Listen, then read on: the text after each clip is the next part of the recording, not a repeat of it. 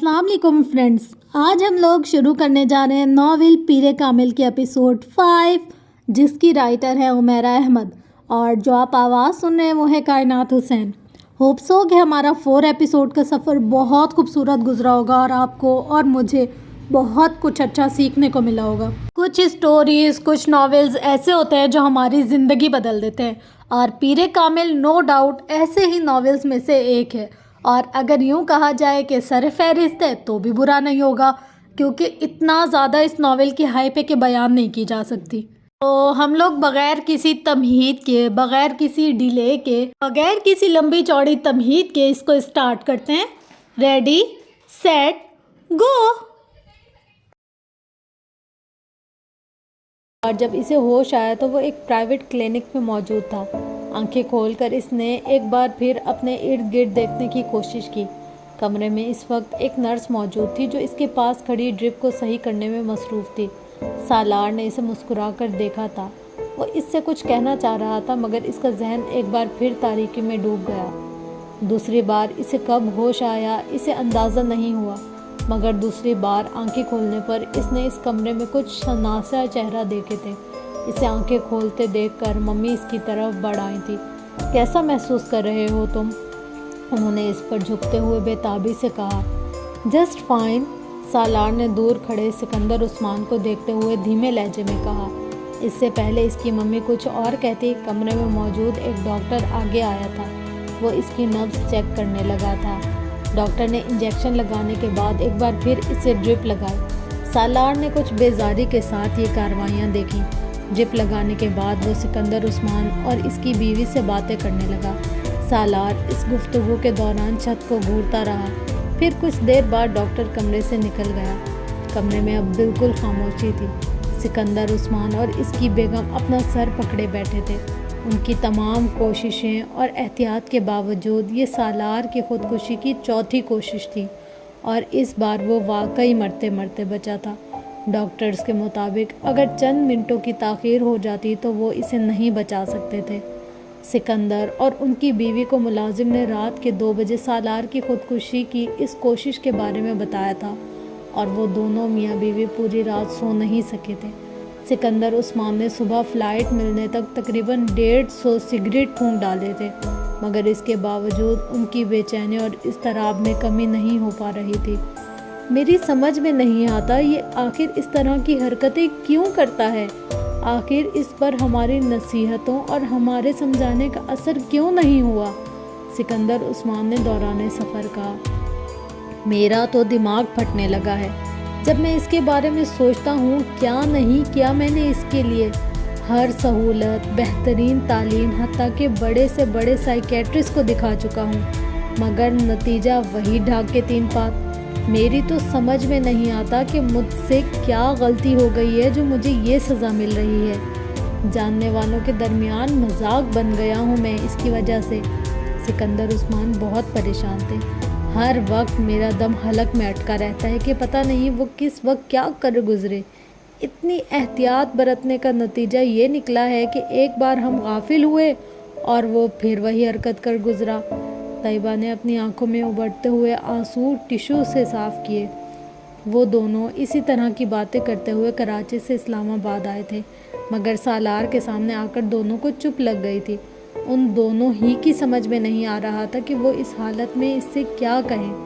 सालार को उनकी दिली और जहनी कैफियत का अच्छी तरह अंदाज़ा था और उनकी खामोशी को वो गनीमत जान रहा था। उन्होंने इस दिन इससे कुछ नहीं कहा। अगले दिन भी वो दोनों खामोश ही रहे, मगर तीसरे दिन उन दोनों ने अपनी खामोशी तोड़ दी थी। मुझे सिर्फ ये बताओ, आखिर तुम ये सब क्यों कर रहे हो? सिकंदर ने इस रात बड़े तहम्मुल मिजाजी से इसके साथ गुफ्तगू का आगाज़ किया। आखिर तुम्हारा मसला क्या है? तुमने वादा किया था कि तुम ऐसी कोई हरकत नहीं करोगे। मैंने इसी वादे पर तुम्हें स्पोर्ट्स कार भी लेकर दी थी। हर बात मान रहे हैं हम लोग तुम्हारी, फिर भी तुम्हें कतन एहसास नहीं हम लोगों का, ना ख़ानदान की इज़्ज़त का। सालार इसी तरह चुप बैठा रहा। किसी और का नहीं तो तुम हम दोनों का ही ख्याल करो। तुम्हारी वजह से हमारी रातों की नींद उड़ गई है। तैयबा ने कहा। तुम्हें कोई परेशानी, कोई प्रॉब्लम है तो हमसे डिस्कस करो, हमसे कहो। मगर इस तरह मरने की कोशिश करना, तुमने कभी सोचा है कि तुम इन कोशिशों में कामयाब हो जाते तो हमारा क्या होता?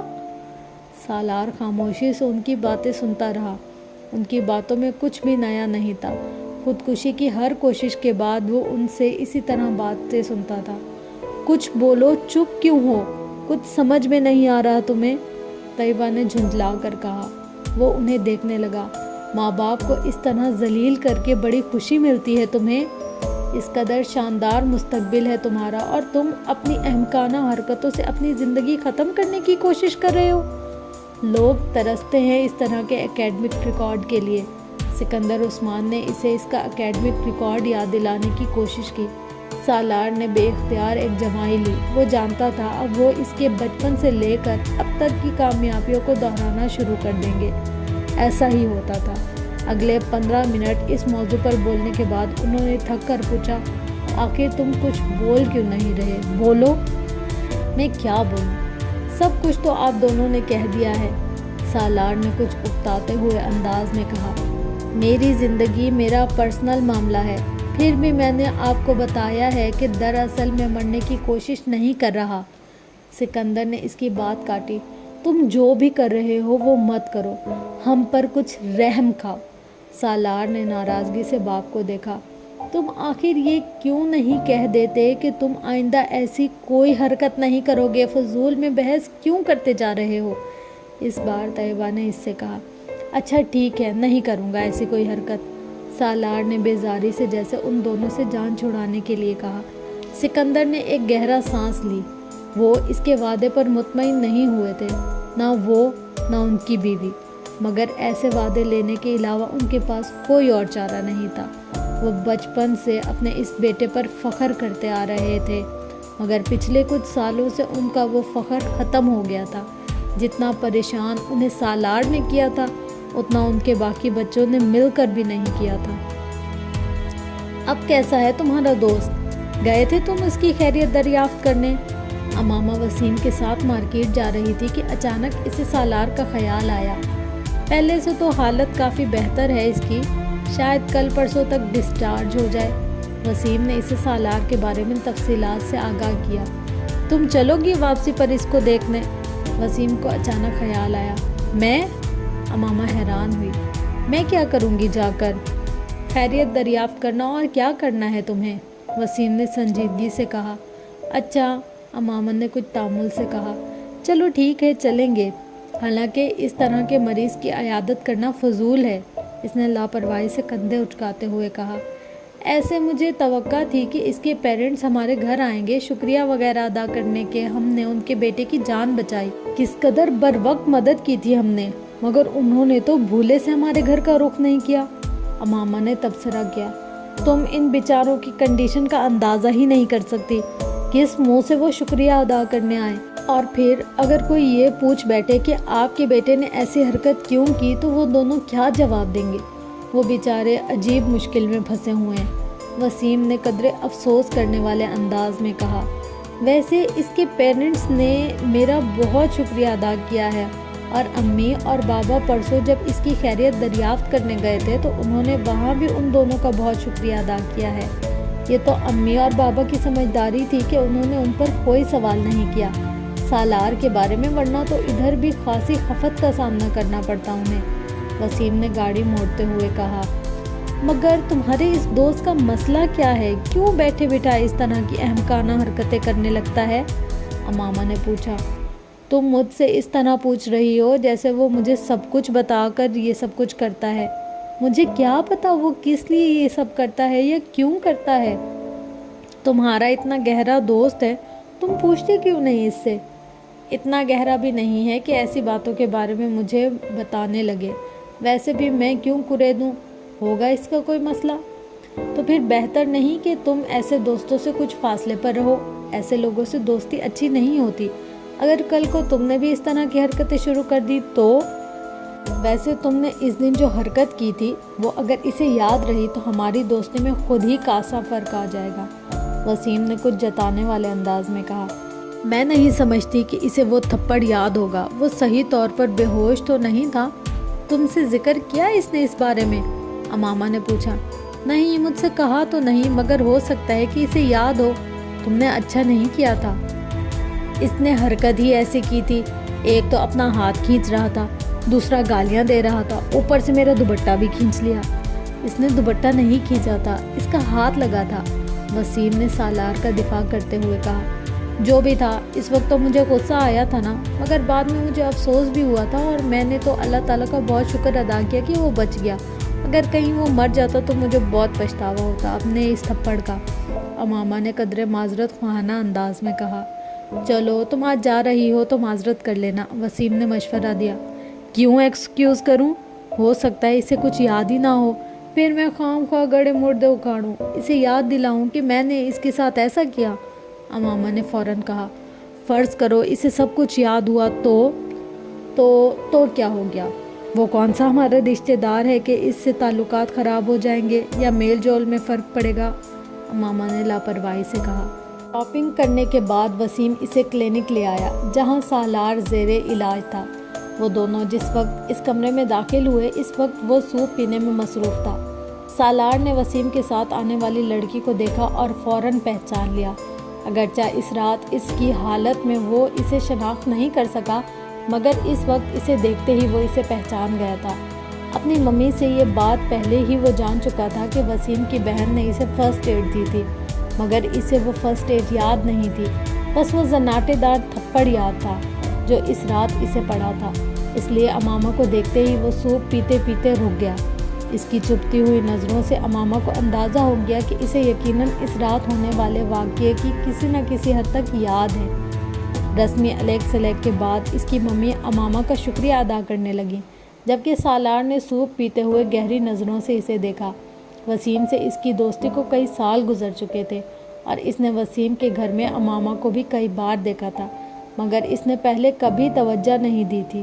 اس دن پہلی بار وہ اس پر قدرے تنقیدی انداز میں غور کر رہا تھا۔ اس کے دل میں امامہ کے لیے تشکر یا احسان مندی کے لیے کوئی جذبات نہیں تھے۔ اس کی وجہ سے سارے پلان کا بیڑا غرق ہو گیا تھا۔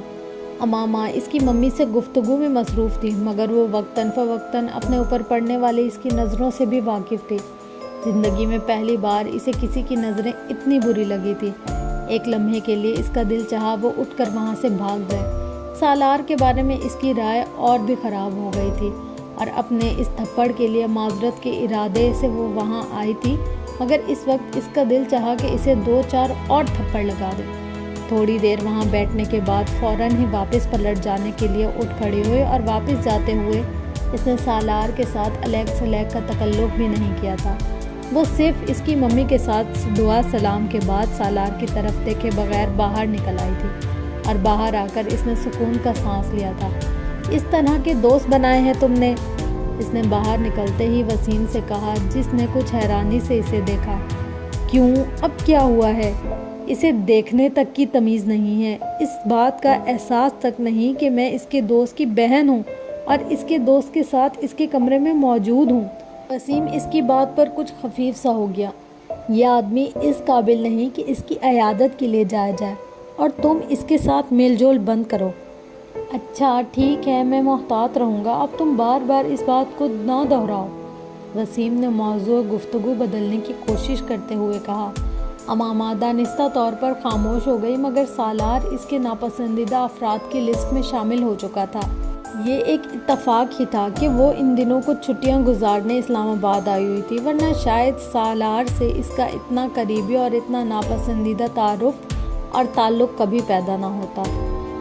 اسلام قبول کرنے کے بعد اس نے پہلی بار جلال انصر کو تب قریب سے دیکھا جب ایک دن وہ چاروں کالج کے لان میں بیٹھی گفتگو میں مصروف تھی اور وہاں وہ کسی کام سے آیا تھا۔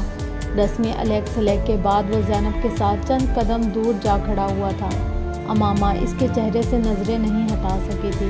ایک عجیب سی مسرت اور خوشی کا احساس اسے گھیرے میں لے رہا تھا۔ وہ چند منٹ زینب سے باتیں کرنے کے بعد وہیں سے چلا گیا تھا۔ امامہ اس کی پشت پر نظریں جمائے اس وقت تک اسے تکتی رہی جب تک وہ نظروں سے اوجھل نہیں ہو گیا۔ اس کے ارد گرد بیٹھی اس کی فرینڈز کیا باتیں کر رہی تھی، اسے اس وقت اس کا کوئی احساس نہیں تھا۔ جب وہ اس کی نظروں سے اوجھل ہوا تو یکدم جیسے دوبارہ اپنے ماحول میں واپس آ گئی۔ جلال نصر سے اس کی دوسری ملاقات زینب کے گھر پر ہوئی تھی۔ اس دن وہ کالج سے واپسی پر زینب کے ساتھ اس کے گھر آئی تھی۔ زینب کچھ دنوں سے ان سب کو اپنے ہاں آنے کے لیے کہہ رہی تھی، باقی سب نے کوئی نہ کوئی بہانہ بنا دیا تھا، مگر امامہ اس دن اس کے ساتھ اس کے گھر چلی گئی تھی۔ اس کے گھر آ کر اسے عجیب سا سکون کا احساس ہوا تھا۔ شاید اس احساس کی وجہ جلال نصر سے اس کی گھر کی نسبت تھی۔ وہ ڈائننگ روم میں بیٹھی ہوئی تھی اور زینب چائے تیار کرنے کے لیے کچن میں گئی۔ جب جلال ڈائننگ روم میں داخل ہوا، امامہ کو وہاں دیکھ کر چونک گیا۔ شاید اسے امامہ کو وہاں دیکھنے کی توقع نہیں تھی۔ السلام علیکم، کیا حال ہے آپ کا؟ جلال نے شاید اس طرح بے دھڑک اندر داخل ہونے پر اپنی جھیمٹ مٹانے کے لیے کہا تھا۔ امامہ نے رنگ بدلتے چہرے کے ساتھ اس کا جواب دیا۔ زینب کے ساتھ آئی ہیں آپ؟ اس نے پوچھا۔ جی۔ زینب کہاں ہے؟ میں دراصل اس کو ڈھونڈتے ہوئے یہاں آ گیا، مجھے پتہ نہیں تھا کہ آپ اس کی دوست یہاں موجود ہیں، کچھ معذرت خواہانہ انداز میں کہتے ہوئے وہ پلٹ گیا۔ آپ بہت اچھی نعت پڑھتے ہیں، امامہ نے بے ساختہ کہا۔ وہ ٹھٹک گیا۔ شکریہ۔ وہ کچھ حیران نظر آیا۔ آپ نے کہاں سنی ہے؟ ایک دن میں نے زینب کو فون کیا تھا، جب تک فون ہولڈ رہا مجھے آپ کی آواز آتی رہی، پھر زینب سے آپ کے بارے میں پتہ چلا۔ میں اس نعتیہ مقابلے میں بھی گئی تھی جہاں آپ نے وہ نعت پڑھی تھی، وہ بے اختیار کہتی چلی گئی۔ جلال نصر کی سمجھ میں نہیں آیا کہ وہ حیران ہو یا خوش۔ بہت اچھی تو نہیں، بس پڑھ لیتا ہوں، اللہ کا کرم ہے۔ اس نے حیرت کے اس جھٹکے سے سنبھلتے ہوئے سفید چادر میں لپٹی اس دبلی پتلی دراز قدامت لڑکی کو دیکھا، جس کی گہری سیاہ آنکھیں کوئی بہت عجیب سا تاثر لیے ہوئے تھیں۔ اپنی آواز کی تعریف وہ بہت سو سے سن چکا تھا، مگر اس وقت اس لڑکی کی تعریف اس کے لیے قدرے غیر معمولی تھی، اور جس انداز میں اس نے یہ کہا تھا وہ اس سے بھی زیادہ عجیب۔ وہ پلٹ کر ڈائننگ روم سے باہر نکل گیا۔ وہ ویسے بھی لڑکیوں سے گفتگو میں مہارت نہیں رکھتا تھا، اور پھر ایک ایسی لڑکی سے گفتگو جس سے وہ صرف چہرے کی حد تک واقف تھا۔ امامہ ایک عجیب سی مسرت کے عالم میں وہاں بیٹھی تھی۔ اسے یقین نہیں آ رہا تھا کہ اس نے جلال نصر سے بات کی تھی، اسے اپنے سامنے خود سے اتنے قریب۔ وہ ڈائننگ روم کے دروازے سے کچھ آگے کارپیٹ پر اس جگہ کو دیکھتی رہی جہاں وہ کچھ دیر پہلے کھڑا تھا۔ تصور کی آنکھوں سے وہ اسے ابھی بھی دیکھ رہی تھی۔ ان کی اگلی ملاقات ہاسپٹل میں ہوئی۔ پچھلی دفعہ اگر امامہ دانستہ طور پر زینب کے گھر گئی تھی تو اس بار یہ ایک اتفاق تھا۔ امامہ رابعہ کے ساتھ وہاں آئی تھی، جسے وہاں اپنی کسی دوست سے ملنا تھا۔ ہاسپٹل کے ایک کوریڈور میں فائنل اسٹوڈنٹ کے ایک گروپ میں اس نے جلال نصر کو دیکھا تھا۔ اس کی ایک ہارٹ بیٹ مس ہوئی۔ کوریڈور میں اتنا رش تھا اور وہ اس کے پاس نہیں جا سکتی تھی، اور اس وقت پہلی بار امامہ کو احساس ہوا کہ اسے سامنے دیکھ کر اس کے لیے رک جانا کتنا مشکل کام تھا۔ رابعہ کی دوست کے ساتھ بیٹھتے ہوئے بھی اس کا دھیان مکمل طور پر باہر ہی تھا۔ 1-1.5 گھنٹے کے بعد وہ رابعہ کے ساتھ اس کی دوست کے کمرے سے باہر آئی تھی۔ اب وہاں فائنل ایئر کے اسٹوڈنٹ کا وہ گروپ نہیں تھا۔ امامہ کو بے اختیار مایوسی ہوئی۔ رابعہ اس کے ساتھ باتیں کرتے ہوئے باہر نکل رہی تھی جب سیڑھیوں پر ان دونوں کا آمنا سامنا جلال سے ہو گیا۔ امامہ کے جسم سے جیسے ایک کرنٹ سا گزر گیا۔ السلام علیکم جلال بھائی، کیسے ہیں آپ؟ رابعہ نے پہل کی تھی۔ اللہ کا شکر ہے، اس نے سلام کا جواب دیتے ہوئے کہا۔ آپ لوگ یہاں کیسے آ گئے؟ اس بار جلال نے امامہ کو دیکھتے ہوئے پوچھا۔ میں اپنی ایک فرینڈ سے ملنے آئی تھی اور امامہ میرے ساتھ آئی تھی، رابعہ مسکراتے ہوئے بتا رہی تھی، جبکہ امامہ خاموشی سے اس کے چہرے پر نظریں جماتے ہوئے دیکھ رہی تھی۔ دستگیری میری تنہائی کی تو نے ہی تو کی، میں تو مر جاتا اگر ساتھ نہ ہوتا تیرا۔ اس کی آواز سنتے ہوئے وہ ایک بار پھر ٹرانس میں آ رہی تھی۔ اس نے بہت کم لوگوں کو اتنے شستہ لہجے میں اردو بولتے ہوئے سنا تھا جس لہجے میں وہ بات کر رہا تھا۔ پتہ نہیں کیوں ہر بار اس کی آواز سنتے ہی اس کے کانوں میں اس کی پڑھی ہوئی وہ نعت گونجنے لگتی تھی۔ اسے عجیب سا رشک آ رہا تھا اسے دیکھتے ہوئے۔ جلال نے رابعہ سے بات کرتے ہوئے شاید اس کی محویت کو محسوس کیا تھا، اسی لیے بات کرتے کرتے اس نے امامہ کی طرف دیکھا اور مسکرایا۔ امامہ نے اس کے چہرے سے نظریں ہٹا لی۔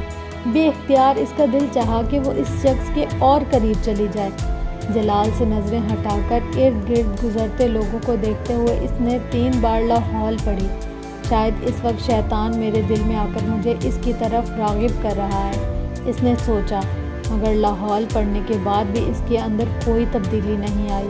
وہ اب بھی جلال کے لیے ویسی ہی کشش محسوس کر رہی تھی۔ اسجد سے اتنے سالوں کی منگنی کے بعد بھی کبھی اس نے اپنے آپ کو اس کے لیے اس طرح بے اختیار ہوتے نہیں دیکھا تھا جس طرح وہ اس وقت ہو رہی تھی۔ وہاں کھڑے اسے پہلی بار جلال سے بہت زیادہ خوف آیا تھا۔ میں کیا کروں گی اگر میرا دل اس آدمی کو دیکھ کر اس کی طرف بے اختیار ہوتا رہا؟ آخر اسے دیکھ کر مجھے، اس نے جیسے بے بسی کے عالم میں سوچا، میں اتنی کمزور تو کبھی نہیں تھی کہ اس جیسے آدمی کو دیکھ کر اس طرح۔ اس نے اپنے وجود کو موم پایا۔ بھائی آپ فارغ ہیں؟ اس رات زینب دروازے پر دستک دے کر جلال کے کمرے میں داخل ہوئی۔ ہاں آ جاؤ۔ اس نے اسٹڈی ٹیبل پر بیٹھے بیٹھے گردن موڑ کر زینب کو دیکھا۔ آپ سے ایک کام ہے، زینب اس کے پاس آتے ہوئے بولی۔ کیا کام ہے؟ آپ ایک کیسٹ میں اپنی آواز میں کچھ نعتیں ریکارڈ کر دیں، زینب نے کہا۔ جلال نے حیرت سے اس کی فرمائش سنی۔ کس لیے؟ وہ میری دوست ہے امامہ، اس کو آپ کی آواز بہت پسند ہے، اس لیے اس نے مجھ سے فرمائش کی ہے اور میں نے حامی بھر لی، زینب نے تفصیل بتائی۔ جلال اس کی فرمائش پر مسکرایا۔ امامہ سے کچھ دن پہلے ہونے والی ملاقات اسے یاد آ گئی۔ یہ وہی لڑکی ہے جو اس دن یہاں آئی تھی؟ جلال نے سرسری انداز میں پوچھا۔ ہاں وہی لڑکی ہے، اسلام آباد سے یہاں آئی ہے۔ اسلام آباد سے؟ ہاسٹل میں رہ رہی ہے؟ جلال نے کچھ دلچسپی لیتے ہوئے پوچھا۔ جی ہاسٹل میں رہ رہی ہے۔ کافی اچھا خاندان ہے یہ اس کا، بہت بڑے انڈسٹریلسٹ ہیں اس کے فادر، مگر امامہ سے مل کے ذرا محسوس نہیں ہوتا۔ زینب نے بے اختیار امامہ کی تعریف کی۔ کافی مذہبی لگتی ہے، میں نے اسے 1-2 بار تمہارے ساتھ کالج میں بھی دیکھا ہے۔ کالج میں بھی چادر اوڑھی ہوتی ہے اس نے۔ یہاں کالج کی آب و ہوا کا بھی اب تک اثر نہیں ہوا اس پر، جلال نے کہا۔ بھائی اس کی فیملی بھی خاصی مذہبی ہے، کیونکہ وہ جب سے یہاں آئی ہے اسی طرح ہی ہے۔ میرا خیال ہے کافی کنزرویٹو لوگ ہیں، لیکن یہ ضرور ہے کہ اس کی فیملی خاصی تعلیم یافتہ ہے، نہ صرف بھائی بلکہ بہنیں بھی۔ یہ گھر میں سب سے چھوٹی ہے، زینب نے تفصیل بتاتے ہوئے کہا۔ تو پھر آپ کب ریکارڈ کر کے دیں گی؟ زینب نے پوچھا۔ تم کل لے لینا، میں ریکارڈ کر دوں گا، جلال نے کہا۔ وہ سر ہلاتے ہوئے کمرے سے نکل گئی۔ جلال کچھ دیر کسی سوچ میں ڈوبا رہا، پھر دوبارہ اس کتاب کی طرف متوجہ ہو گیا جسے وہ پڑھ رہا تھا۔ ان کی اگلی ملاقات لائبریری میں ہوئی تھی۔ اس بار امامہ اسے وہاں موجود دیکھ کر بے اختیار اس کی طرف چلی گئی۔ رسمی علیک سلیک کے بعد امامہ نے کہا، میں آپ کا شکریہ ادا کرنا چاہتی تھی۔ جلال نے حیرانی سے اسے دیکھا۔ کس لیے؟ اس کیسٹ کے لیے جو آپ نے ریکارڈ کر کے بھجوائی تھی، جلال مسکرایا۔ نہیں، اس کی ضرورت نہیں ہے، مجھے اندازہ نہیں تھا کہ کبھی کوئی مجھ سے ایسی فرمائش کر سکتا ہے۔ آپ بہت خوش قسمت ہیں، امامہ نے مدھم آواز میں اسے دیکھتے ہوئے کہا۔ میں؟ کس حوالے سے؟ جلال نے ایک بار پھر حیران ہوتے ہوئے پوچھا۔ ہر حوالے سے، آپ کے پاس سب کچھ ہے، آپ کے پاس بھی تو بہت کچھ ہے۔ وہ جلال کی بات پر عجیب سے انداز میں مسکرائی۔ جلال کو شبہ ہوا کہ اس کی آنکھوں میں کچھ نمی نمودار ہوئی تھی، مگر وہ یقین سے نہیں کہہ سکتا تھا۔ وہ اب نظریں جھکائے ہوئے تھی۔ پہلے کچھ بھی نہیں تھا، اب واقعی سب کچھ ہے، جلال نے مدھم آواز میں اسے کہتے سنا۔ وہ نہ سمجھنے والے انداز میں اسے دیکھنے لگا۔ آپ اتنی محبت سے رسول صلی اللہ علیہ وسلم کا نام لیتے ہیں تو میں سوچتی ہوں کہ… اس نے اپنی بات ادھوری چھوڑ دی۔ جلال خاموشی سے اس کی بات مکمل ہونے کا انتظار کرتا رہا۔ مجھے آپ پر رشک آتا ہے، چند لمحے بعد وہ آہستہ سے بولی۔ سب لوگوں کو تو اس طرح کی محبت نہیں ہوتی جیسی محبت آپ کو حضرت محمد صلی اللہ علیہ وسلم سے ہے۔ ہو بھی جائے تو ہر کوئی اس طرح محبت کا اظہار نہیں کر سکتا کہ دوسرے بھی رسول صلی اللہ علیہ وسلم کی محبت میں گرفتار ہونے لگے۔ محمد صلی اللہ علیہ وسلم کو بھی آپ سے بڑی محبت ہوگی۔ اس نے نظریں اٹھائیں۔ اس کی آنکھوں میں کوئی نمی نہیں تھی۔ شاید مجھے وہم ہوا تھا، جلال نے اسے دیکھتے ہوئے سوچا۔ یہ میں نہیں جانتا، اگر ایسا ہو تو میں واقعی بہت خوش قسمت انسان ہوں۔ میں تو صرف یہ جانتا ہوں کہ مجھے واقعی حضور اکرم صلی اللہ علیہ وسلم سے بڑی محبت ہے۔ مجھ جیسے لوگوں کے لیے اتنا ہی کافی ہے۔ ہر ایک کو اللہ اس محبت سے نہیں نوازتا، وہ بڑی رسانیت سے کہہ رہا تھا۔ امامہ اس کے چہرے سے نظریں نہیں ہٹا سکی۔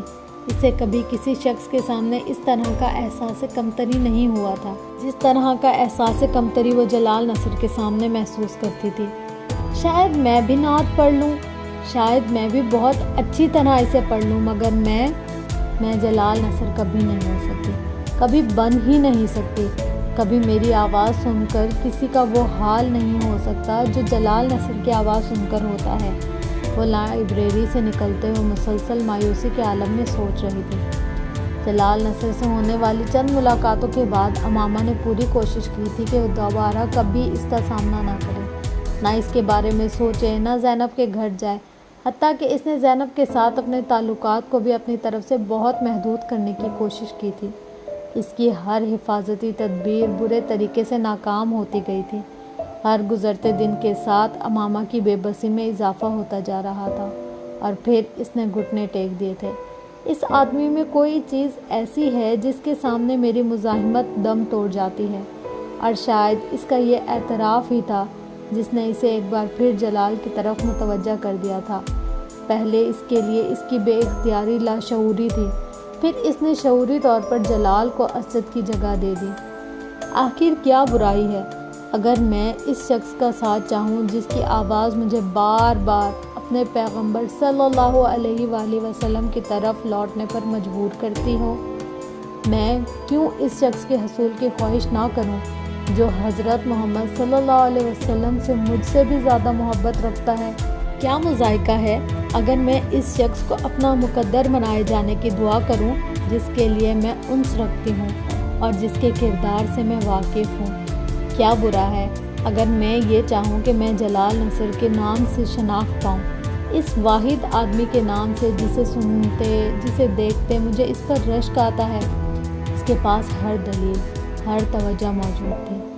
بہت غیر محسوس طور پر وہ ہر اس جگہ جانے لگی جہاں جلال کے پائے جانے کا امکان ہوتا، اور وہ اکثر وہاں پایا جاتا۔ وہ زینب کو اس وقت فون کرتی جب جلال گھر پر ہوتا، کیونکہ گھر پر ہوتے ہوئے فون ہمیشہ وہی ریسیو کرتا۔ دونوں کے درمیان چھوٹی موٹی گفتگو رفتہ رفتہ طویل ہونے لگی، پھر وہ ملنے لگے۔ جویریہ، رابعہ یا زینب، تینوں کو امامہ اور جلال کے ان بڑھتے ہوئے تعلقات کے بارے میں پتہ نہیں تھا۔ جلال اب ہاؤس جاب کر رہا تھا اور امامہ اکثر اس کے ہاسپٹل جانے لگی۔ باقاعدہ اظہار محبت نہ کرنے کے باوجود وہ دونوں اپنے لیے ایک دوسرے کے جذبات سے واقف تھے۔ جلال جانتا تھا کہ امامہ اسے پسند کرتی تھی، اور یہ پسندیدگی عام نوعیت کی نہیں تھی۔ خود امامہ بھی یہ جان چکی تھی کہ جلال اس کے لیے کچھ خاص قسم کے جذبات محسوس کرنے لگا ہے۔ جلال اس قدر مذہبی تھا کہ اس نے کبھی اس بات کا تصور بھی نہیں کیا تھا کہ وہ کسی لڑکی کی محبت میں گرفتار ہو جائے گا۔ نہ صرف یہ کہ وہ محبت کرے گا، بلکہ اس طرح اس سے ملا کرے گا، مگر یہ سب کچھ بہت غیر محسوس انداز میں ہوتا گیا۔ اس نے کبھی زینب سے اس بات کا ذکر نہیں کیا کہ اس کے اور امامہ کے درمیان کسی خاص نوعیت کا تعلق ہے۔ اگر وہ یہ انکشاف کر دیتا تو زینب اسے یقیناً امامہ کی عزت کے ساتھ طے شدہ نسبت سے آگاہ کر دیتی۔ بہت شروع میں ہی وہ امامہ کی ایسی کسی نسبت کے بارے میں جان لیتا تو وہ امامہ کے بارے میں بہت محتاط ہو جاتا، پھر کم از کم امامہ کے لیے اس حد تک انوالو ہونے کا سوال ہی پیدا نہیں ہوتا جس حد تک وہ ہو چکا تھا۔ ان کے درمیان ہونے والی ایسی ہی ایک ملاقات میں امامہ نے اسے پرپوز کیا تھا۔ اسے امامہ کی جرأت پر کچھ حیرانی ہوئی، کیونکہ کم از کم وہ خود بہت چاہنے کے باوجود بھی یہ بات نہیں کہہ سکا تھا۔ آپ کا ہاؤس جاب کچھ عرصے میں مکمل ہو جائے گا، اس کے بعد آپ کیا کریں گے؟ امامہ نے اس دن اس سے پوچھا۔ اس کے بعد میں اسپیشلائزیشن کے لیے باہر جاؤں گا، جلال نے بڑی سہولت سے کہا۔ اس کے بعد واپس آؤں گا اور اپنا ہاسپٹل بناؤں گا۔ آپ نے اپنی شادی کے بارے میں سوچا ہے؟ اس نے اگلا سوال کیا تھا۔ جلال نے حیران مسکراہٹ کے ساتھ اسے دیکھا۔ امامہ، شادی کے بارے میں ہر ایک ہی سوچتا ہے، آپ کس سے کریں گی؟ یہ طے کرنا ابھی باقی ہے۔ अमामा चंद लम्हे खामोश रही। मुझसे शादी करेंगे? जलाल दम बखुद इसे देखने लगा। इसे अमामा से इस सवाल की तवक्का नहीं थी। आपको मेरी बात बुरी लगी? अमामा ने इसे गुमसुम देखकर पूछा। वो एकदम जैसे होश में आ गया। नहीं, ऐसा नहीं है, इसने बेइख्तियार कहा। यह सवाल मुझे तुमसे करना चाहिए था। तुम मुझसे शादी करोगी? हाँ, अमामा ने बड़ी सहूलत से कहा। और आप? मैं हाँ, ऑफ कोर्स। तुम्हारे अलावा मैं और किसी से शादी कर सकता हूँ? इसने अपने जुमले पर अमामा के चेहरे पर एक चमक आते देखा। मैं हाउस जॉब ख़त्म होने के बाद अपने माँ बाप को तुम्हारे यहाँ भिजवाऊँगा। वो इस बार जवाब में कुछ कहने के बजाय चुप सी हो गई। जलाल, क्या ऐसा हो सकता है कि मैं आपसे अपने घर वालों की मर्ज़ी के बगैर शादी कर लूँ? जलाल इसकी बात पर हक्का बक्का रह गया था। क्या मतलब? हो सकता है मेरे पेरेंट्स इस शादी पर तैयार ना हो। क्या तुमने अपने पेरेंट्स से बात की है? नहीं। तो फिर तुम ये बात कैसे कह सकती हो? क्योंकि मैं अपने पेरेंट्स को अच्छी तरह जानती हूँ, इसने रसानियत से कहा। जलाल एकदम कुछ परेशान नज़र आने लगा। अमामा, मैंने कभी सोचा ही नहीं कि तुम्हारे पेरेंट्स को हम दोनों की शादी पर कोई एतराज़ हो सकता है। मैं तो समझ रहा था कि ऐसा नहीं होगा, मगर ऐसा हो सकता है। आप मुझे सिर्फ ये बताएं, क्या आप इस सूरत में मुझसे शादी कर लेंगे?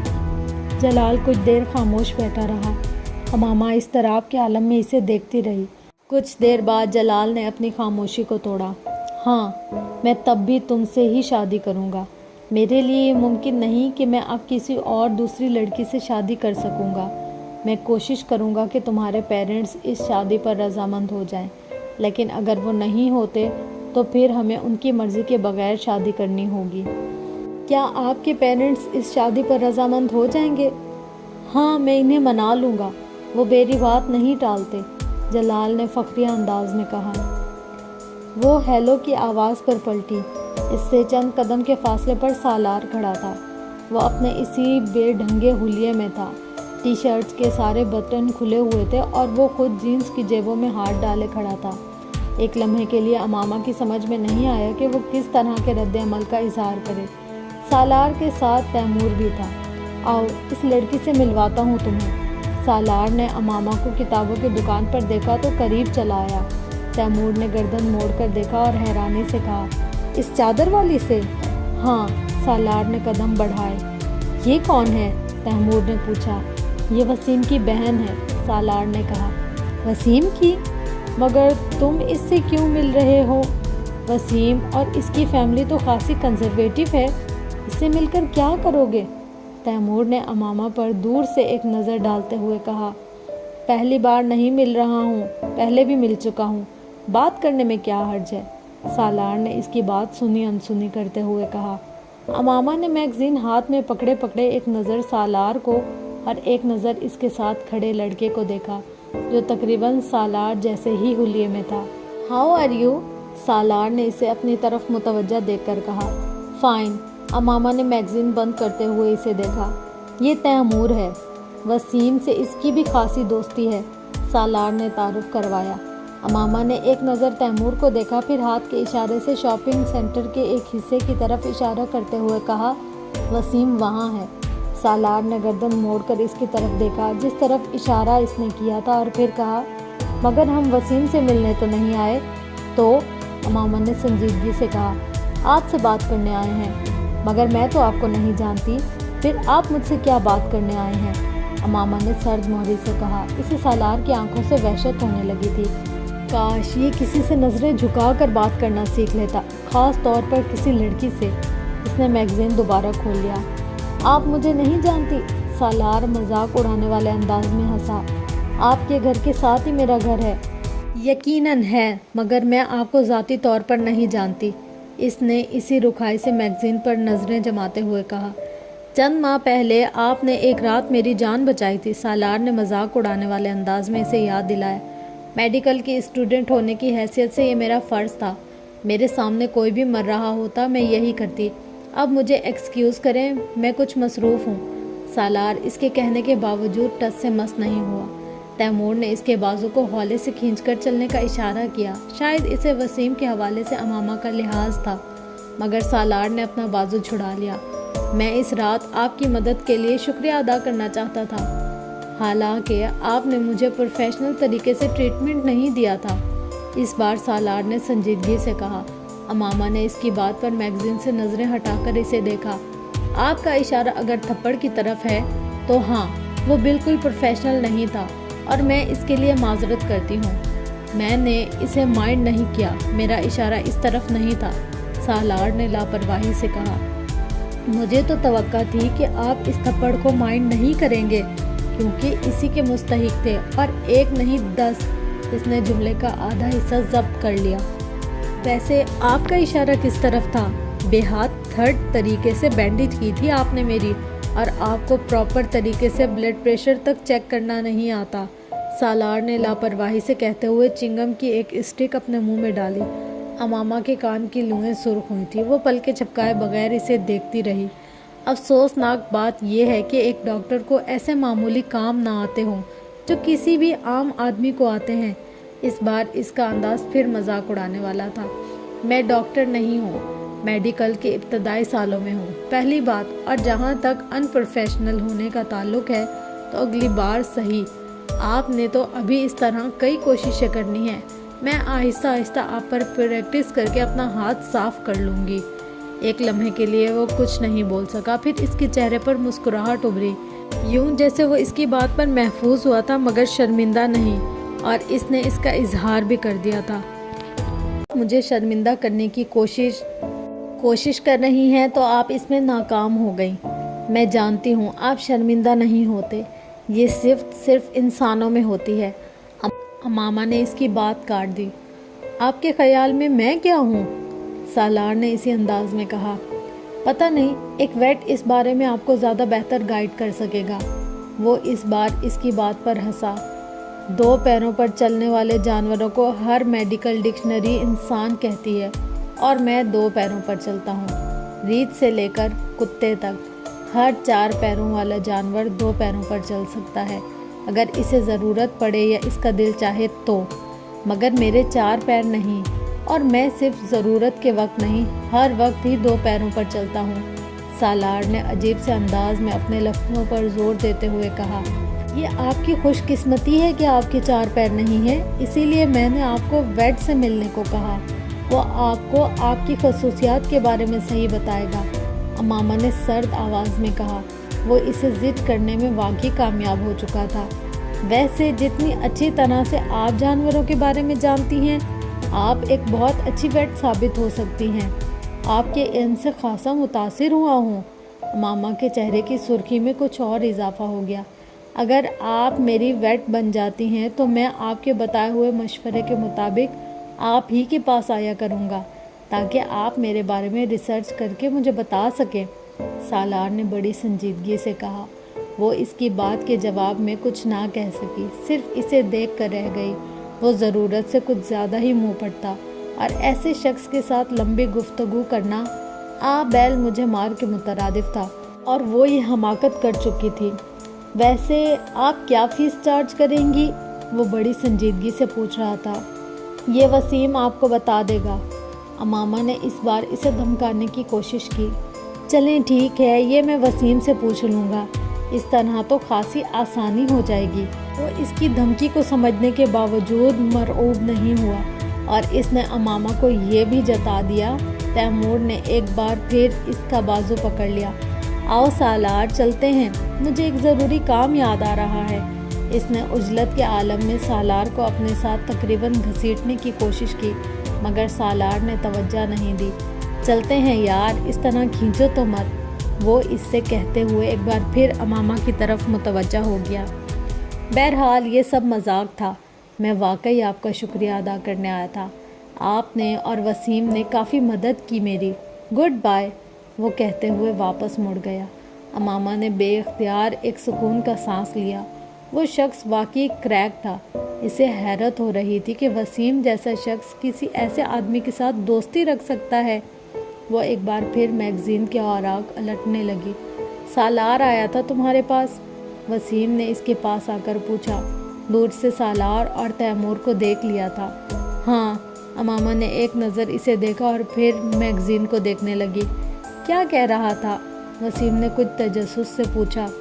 مجھے حیرت ہوتی ہے کہ تم نے اس جیسے شخص کے ساتھ دوستی کیسے کر لی۔ میں نے زندگی میں اس سے زیادہ بیہودہ اور بدتمیز لڑکا نہیں دیکھا، امامہ نے اکھڑے ہوئے لہجے میں کہا۔ میرا شکریہ ادا کر رہا تھا اور ساتھ مجھ سے کہہ رہا تھا کہ مجھے بینڈیج تک ٹھیک سے نہیں کرنی آتی اور نہ میں بلڈ پریشر چیک کر سکتی ہوں۔ وسیم کے چہرے پر مسکراہٹ آئی۔ اس کو دفع کرو، یہ عقل سے پیدل ہے۔ میرا دل تو چاہا کہ میں اسے 2 ہاتھ اور لگاؤں، اس کے ہوش ٹھکانے آ جائیں۔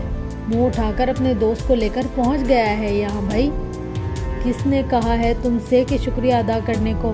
اور وہ تو مجھے دوسرا لڑکا بھی خاصا برا لگا، وہ کہہ رہا تھا کہ تمہاری اس سے بھی دوستی ہے۔ امامہ کو اچانک یاد آیا، دوستی تو نہیں، بس جان پہچان ہے۔ وسیم نے وضاحت پیش کی، تمہیں ایسے لڑکوں کے ساتھ جان پہچان رکھنے کی بھی ضرورت نہیں ہے۔ حلیہ دیکھا تھا تم نے ان دونوں کا؟ نہ انہیں بات کرنے کی تمیز تھی، نہ لباس پہننے کا سلیقہ، اور منہ اٹھا کر شکریہ ادا کرنے آ گئے۔ بہرحال تم اس سے مکمل طور پر قطع تعلق کر لو، کوئی ضرورت نہیں ہے اس طرح کے لڑکوں سے جان پہچان کی بھی تمہیں۔ امامہ نے میگزین رکھتے ہوئے ایک بار پھر اسے تنبیہ کی اور پھر باہر جانے کے لیے قدم بڑھا دیے۔ وسیم بھی اس کے ساتھ چلنے لگا۔ مگر میں ایک بات پر حیران ہوں، یہ جس حالت میں تھا اسے کیسے یاد ہے کہ میں نے اس کی بینڈیج اچھی طرح نہیں کی تھی یا بلڈ پریشر لینے میں مجھے دقت ہو رہی تھی؟ امامہ نے کچھ سوچتے ہوئے کہا، میں یہ سمجھ رہی تھی کہ یہ ایسے ہی ہاتھ پاؤں جھٹک رہا ہے، مجھے یہ اندازہ نہیں تھا کہ یہ اپنے ارد گرد ہونے والی چیزوں کو آبزرو کر رہا ہے۔ ایسے بینڈیج واقعی خراب کی تھی تم نے، اور اگر میں تمہاری مدد نہ کرتا تو بلڈ پریشر کی ریڈنگ بھی لینا تمہیں نہیں آتی۔ کم از کم اس بارے میں وہ جو کہہ رہا تھا ٹھیک کہہ رہا تھا۔ وسیم نے مسکراتے ہوئے کہا، ہاں مجھے پتا ہے، امامہ نے اعتراف کرنے والے انداز میں کہا، مگر میں اس وقت بہت نروس تھی، میں پہلی بار اس طرح کی صورتحال کا شکار ہوئی تھی، پھر اس کے ہاتھ سے نکلنے والا خون مجھے اور زیادہ خوفزدہ کر رہا تھا، اوپر سے اس کا رویہ، کسی خودکشی کرنے والے انسان کو اس طرح کی حرکتیں کرتے نہیں دیکھا تھا میں نے۔ اور تم ڈاکٹر بننے جا رہی ہو، وہ بھی ایک قابل اور نامور ڈاکٹر؟ ناقابل یقین، وسیم نے تبصرہ کیا۔ اب کم از کم تم اس طرح کی باتیں نہ کرو، امامہ نے احتجاج کیا۔ میں نے اس لیے تمہیں یہ سب نہیں بتایا کہ تم مذاق اڑاؤ۔ وہ لوگ پارکنگ ایریا میں پہنچ گئے تھے۔ کچھ دنوں سے وہ جلال اور زینب کے رویے میں عجیب سی تبدیلی دیکھ رہی تھی۔ وہ دونوں اس سے بہت اکھڑے اکھڑے رہنے لگے تھے۔ ایک عجیب سا تناؤ تھا جو وہ اپنے اور ان کے درمیان محسوس کر رہی تھی۔ اس نے 1-2 بار جلال کو ہاسپٹل فون کیا، مگر ہر بار اسے یہی جواب ملتا کہ وہ مصروف ہے۔ وہ زینب کو اگر کالج سے لینے بھی آتا تو پہلے کی طرح اس سے نہیں ملتا تھا، اور اگر ملتا بھی تو صرف رسمی الیگ سلیگ کے بعد واپس چلا جاتا۔ وہ شروع میں اس تبدیلی کو اپنا وہم سمجھی، مگر پھر زیادہ پریشان ہونے پر وہ ایک دن جلال کے ہاسپٹل چلی آئی۔ جلال کا یہ رویہ بے حد سرد تھا۔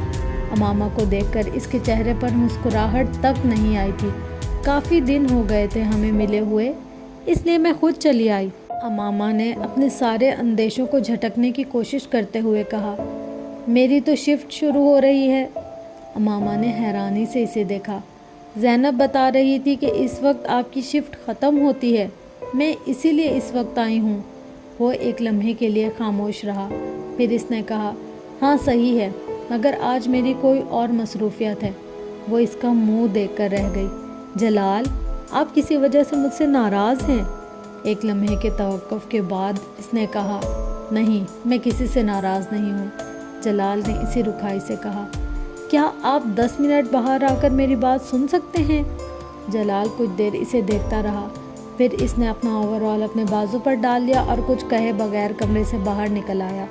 باہر جاتے ہی جلال نے اپنے رسٹ واچ پر ایک نظر ڈالی۔ یہ شاید اس کے لیے بات شروع کرنے کا اشارہ تھا۔ آپ میرے ساتھ اس طرح مس بیہیو کیوں کر رہے ہیں؟ کیا مس بیہیو کر رہا ہوں؟ جلال نے اکھڑ انداز میں کہا، آپ بہت دنوں سے مجھے اگنور کر رہے ہیں۔ ہاں کر رہا ہوں۔ امامہ کو توقع نہیں تھی کہ وہ اتنی صفائی سے اس کی بات کا اعتراف کر لے گا۔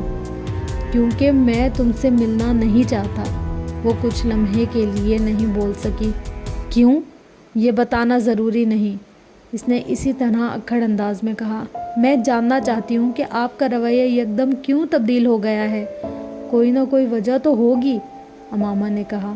ہاں وجہ ہے، مگر میں تمہیں بتانا ضروری نہیں سمجھتا، بالکل اسی طرح جس طرح تم بہت سی باتیں مجھے بتانا ضروری نہیں سمجھتی۔ وہ اس کا منہ دیکھنے لگی۔ میں نے کون سی باتیں آپ کو نہیں بتائیں؟ یہ کہ تم مسلمان نہیں ہو، جلال نے بڑے تلخ لہجے میں کہا۔ امامہ سانس تک نہیں لے سکی۔ کیا تم نے یہ بات مجھ سے چھپائی نہیں؟ جلال، میں بتانا چاہتی تھی، امامہ نے شکست خورد انداز میں کہا۔ چاہتی تھی، مگر تم نے بتایا تو نہیں، دھوکہ دینے کی کوشش کی تم نے۔ جلال، میں نے آپ کو دھوکہ دینے کی کوئی کوشش نہیں کی، امامہ نے احتجاجاً کہا۔ میں آپ کو کیوں دھوکہ دوں گی؟ مگر تم نے کیا یہی ہے، جلال نے سر جھٹکتے ہوئے کہا۔ جلال نے اس کی بات کاٹ دی۔ تم نے جان بوجھ کر مجھے ٹریپ کیا، امامہ کی آنکھوں میں آنسو آ گئے۔ ٹریپ کیا؟ اس نے زیر لب جلال کے لفظوں کو دہرایا۔ تم جانتی تھی کہ میں اپنے پیغمبر صلی اللہ علیہ وسلم سے عشق کرتا ہوں، وہ شکر خودہ انداز میں اسے دیکھتی رہی۔ شادی تو دور کی بات ہے، اب جب میں تمہارے بارے میں سب کچھ جان گیا ہوں تو میں تم سے کوئی تعلق نہیں رکھنا چاہتا، تم دوبارہ مجھے ملنے کی کوشش مت کرنا، جلال نے دو ٹوک انداز میں کہا۔ جلال، میں اسلام قبول کر چکی ہوں، امامہ نے مدھم آواز میں کہا۔ او کم آن، جلال نے تحقیر آمیز انداز میں اپنا ہاتھ جھٹکا۔ یہاں کھڑے کھڑے تم نے میرے لیے اسلام قبول کر لیا؟ اس بار وہ مذاق اڑانے والے انداز میں ہنسا۔ جلال، میں آپ کے لیے مسلم نہیں ہوئی، آپ میرے لیے ایک ذریعہ ضرور بنے ہیں۔ مجھے کئی ماہ ہو گئے ہیں اسلام قبول کیا، اور اگر آپ کو میری بات پر یقین نہیں ہے تو آپ کو ثبوت دے سکتی ہوں، آپ میرے ساتھ چلیں۔ اس بار جلال کچھ الجھے ہوئے انداز میں اسے دیکھنے لگا۔ میں مانتی ہوں میں نے آپ کی طرف پیش قدمی خود کی، آپ کے بقول میں نے آپ کو ٹریپ کیا، میں نے ٹریپ نہیں کیا، میں صرف بے بس تھی، آپ کے معاملے میں مجھے خود پر قابو نہیں رہتا تھا، آپ کی آواز کی وجہ سے۔ آپ جانتے ہیں، میں نے آپ کو بتایا تھا، میں نے پہلی بار آپ کو نعت پڑھتے سنا تو میں نے محسوس کیا تھا کہ آپ کو اگر میرے بارے میں پہلے ہی سب کچھ پتہ چل جاتا تو آپ میرے ساتھ یہی سلوک کرتے جو اب کر رہے ہیں۔ مجھے صرف اس بات کا اندیشہ تھا جس کی وجہ سے میں نے آپ سے بہت کچھ چھپا کر رکھا تھا۔ بعض باتوں میں انسان کو اپنے اوپر اختیار نہیں ہوتا، مجھے بھی آپ کے معاملے میں خود پر کوئی اختیار نہیں ہوتا، اس نے رنجیدہ ہوتے ہوئے کہا۔ تمہارے گھر والوں کو اس بات کا پتہ ہے؟ نہیں، میں انہیں نہیں بتا سکتی، میری منگنی ہو چکی ہے، میں نے آپ کو اس بارے میں بھی نہیں بتایا۔ وہ ایک لمحے کے لیے رکی۔ مگر میں وہاں شادی نہیں کرنا چاہتی، میں آپ سے شادی کرنا چاہتی ہوں، میں صرف اپنی تعلیم مکمل ہونے کا انتظار کر رہی ہوں، تب میں اپنے پیروں پر کھڑی ہو جاؤں گی اور پھر میں آپ سے شادی کروں گی۔ 4-5 سال بعد جب میں ڈاکٹر بن جاؤں گی تو شاید میرے پیرنٹس آپ سے میری شادی پر اس طرح اعتراض نہ کریں جس طرح وہ اب کریں گے۔ اگر مجھے یہ خوف نہ ہو کہ وہ میری تعلیم ختم کروا کر میری اسجد سے شادی کر دیں گے تو شاید میں انہیں ابھی اس بات کے بارے میں بتا دیتی کہ میں اسلام قبول کر چکی ہوں، مگر میں ابھی پوری طرح ان پر ڈیپینڈنٹ ہوں، میرے ہاتھ بندھے ہوئے ہیں۔ آپ وہ واحد راستہ تھے جو مجھے نظر آیا، مجھے واقعی آپ سے محبت ہے، پھر میں آپ کو شادی کی پیشکش نہ کرتی تو اور کیا کرتی؟ آپ اس صورتحال کا اندازہ نہیں کر سکتے جس کا سامنا میں کر رہی ہوں، میری جگہ پر ہوتے تو آپ کو اندازہ ہوتا کہ میں جھوٹ بولنے کے لیے کتنی مجبور ہو گئی تھی۔ جلال کچھ کہے بغیر پاس موجود لکڑی کے بینچ پر بیٹھ گیا، وہ اب پریشان نظر آ رہا تھا۔ امامہ نے اپنی آنکھیں پونچھ لی۔ کیا آپ کے دل میں میرے لیے کچھ بھی نہیں؟ صرف اس لیے کہ میرے ساتھ انوالو ہیں کیونکہ میں آپ سے محبت کرتی ہوں؟ جلال نے اس کے سوال کا جواب دینے کے بجائے اس سے کہا۔ امامہ بیٹھ جاؤ، پورا پینڈولا باکس کھل گیا ہے میرے سامنے، اگر میں تمہاری صورتحال کا اندازہ نہیں کر سکتا تو تم بھی میری پوزیشن کو نہیں سمجھ سکتی۔ امامہ اس سے کچھ فاصلے پر رکھی بینچ پر بیٹھ گئی۔ میرے والدین کبھی غیر مسلم لڑکی سے میری شادی نہیں کریں گے، قطع نظر اس کے کہ میں اس سے محبت کرتا ہوں یا نہیں۔ جلال، میں غیر مسلم نہیں ہوں، تم اب نہیں ہو مگر پہلے تو تھی، اور پھر تمہارا خاندان۔ میں ان چیزوں کے بارے میں کچھ نہیں کر سکتی، امامہ نے بے بسی سے کہا۔ جلال نے جواب میں کچھ نہیں کہا۔ کچھ دیر وہ دونوں خاموش رہے۔ کیا آپ اپنے پیرنٹس کی مرضی کے بغیر مجھ سے شادی نہیں کر سکتے؟ کچھ دیر بعد امامہ نے کہا۔ یہ بہت بڑا قدم ہوگا، جلال نے نفی میں سر ہلاتے ہوئے کہا، اور بالفرض میں یہ کام کرنے کا سوچ لوں تو بھی نہیں ہو سکتا۔ تمہاری طرح میں بھی اپنے پیرنٹس پر ڈیپینڈنٹ ہوں، جلال نے اپنی مجبوری بتائی۔ مگر آپ ہاؤس جاب کر رہے ہیں اور چند سالوں میں اسٹیبلش ہو جائیں گے، امامہ نے کہا۔ میں ہاؤس جاب کے بعد اسپیشلائزیشن کے لیے باہر جانا چاہتا ہوں، اور یہ میرے پیرنٹس کی مالی مدد کے بغیر نہیں ہو سکتا۔ اسپیشلائزیشن کے بعد میں واپس آ کر اپنی پریکٹس اسٹیبلش کر سکتا ہوں۔ 3-4 سال اپنی اسٹڈیز ختم کرنے میں بھی لگ جائیں گے، جلال نے اسے یاد دلانا چاہا۔ پھر امامہ نے اسے مایوسی سے دیکھا۔ پھر یہ کہ مجھے سوچنے کا وقت دو، شاید میں کوئی راستہ نکال سکوں۔ میں تمہیں چھوڑنا نہیں چاہتا، مگر میں اپنا کیریئر بھی خراب نہیں کر سکتا۔ میرا پرابلم صرف یہ ہے کہ میرے پاس کچھ بھی نہیں ہے، جو کچھ ہے ماں باپ کا ہے، اور وہ اپنی ساری جمع پونجی مجھ پر خرچ کر رہے ہیں، یہ سوچ کر کہ میں کل کو ان کے لیے کچھ کروں گا۔ وہ بات کرتے کرتے رکا۔